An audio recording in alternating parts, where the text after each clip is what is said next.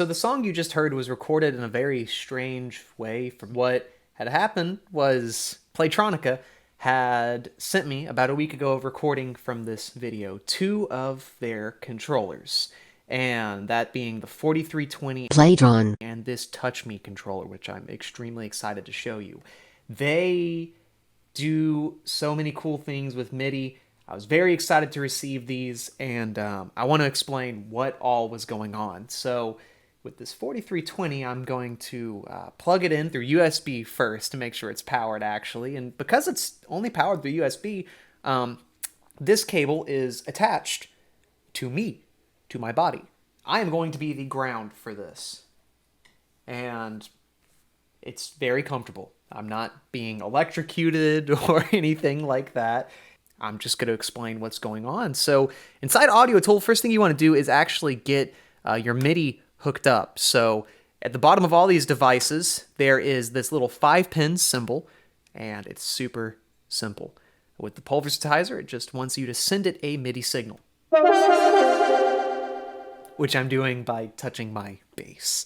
I'm actually going to turn that off because what I have running to that is this matrix arpeggiator. These things are wonderful, especially if you want the controller to stay in rhythm. These are fantastic because it doesn't matter how much it's moving or kind of dancing around the key right there. It is going to stay just in the rate that you set for it. So in this case, I have it at an 8th note. And what I've done is I've hooked it up to this Touch Me, which is hooked up to this bass. Maybe to explain why this thing was played so strangely. It's not so much me hitting notes, but instead it's me touching it and completing the charge, which you think would be extremely complicated, but truthfully, there's just an alligator clip that's at the bottom of my guitar here, and you see every time I'm touching the strings, it's completing the charge. So all of my strings run down to this, and typically I'd have all these little tiny microphones on the pickup essentially pick up what the strings are actually playing. But now it's so much fun. It's the amount of conductivity that I'm sending. So you see down here these lights just going crazy as I just kind of rub my hands across and give it, especially both hands, will change up a lot. But the cool thing is this is all staying in the key of G sharp major, which is the key the song is in. So what you have down here for these bottom lights is all sorts of different scales. Your first 2 are like major and minor, and all the other scales that I honestly don't use in my songwriting and should go about incorporating. And then at the top, and you can't see it on this camera, but there's C, C sharp, D, all the way to B. So you have all your keys, and you just take this little top button here, and you can scroll through all those. So I have it set on G sharp major. So no matter what random note I'm hitting,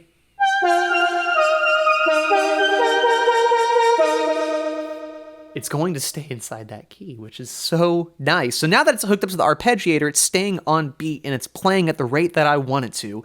Now that I have it set inside the key, I can do all sorts of goofy things with that. I've noticed one string, the E string with my finger on it, will go to that B right there, and then I can go down whenever I hit 2 strings to A sharp, and it just completely changes the way that you are performing on an instrument. As does this. The Playtron is connected to oranges, because I've figured any time that you make a battery, you make it out of citrus. So I figured they would be super conductive, and they are, and it's great. So I have multiple notes set up here. You can hook up, I think, almost full octave, 2 octaves through this, not counting right now. So here I have the notes that I need to make a full triad for my call and response.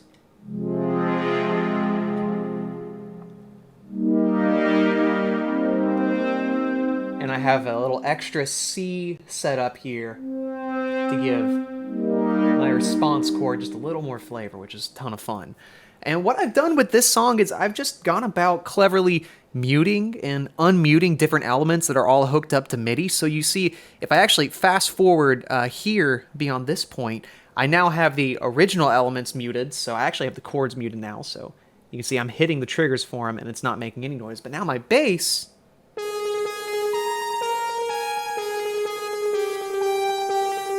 is on a completely different arpeggiator. That's going, I think, at a fourth instead of the 1/8, and I had so much fun with the Touch Me. This really changed up the way that I would think about songwriting. I was able to kind of just let it rip, and I would have ideas of where I wanted the song to go, and